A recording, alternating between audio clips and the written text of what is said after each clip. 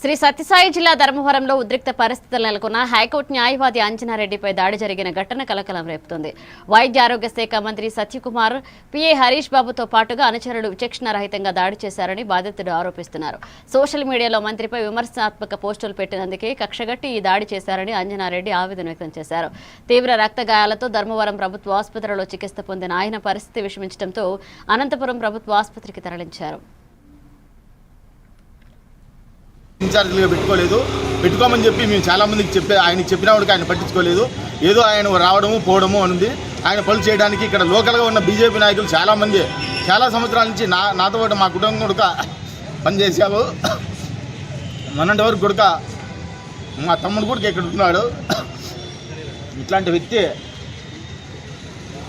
కేవలం మేము వరదాపురం సూర్యవర్గము తెలుగుదేశం పార్టీకి సపోర్ట్ చేస్తున్నాం ఉద్దేశంతో ఈ మినిస్టర్ గారు ఈరోజు మా మీద దాడి చేశారు.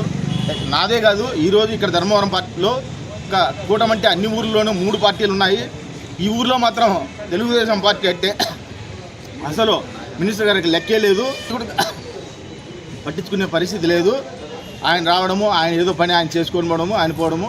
ఆయనకి ఇంతవరకు కూడా ఈ మినిస్టర్ గారికి ఈ ఊర్లో ఇల్లు కూడా లేదు. ఇల్లు ఆయన సాయంత్రం అయితేనే అనంతపూర్లో చంద్రెడ్డి శ్రీనివాస్ ఇంట్లో ఉండడము, ఆయన పని ఏదో ఆయన కలెక్షన్ చూసుకోవడం పోవడము ఇవన్నీ ఉన్నాయి. ఇట్లాంటి విషయాలను కూడా నేను ఫేస్బుక్లో ఎండగట్టాను.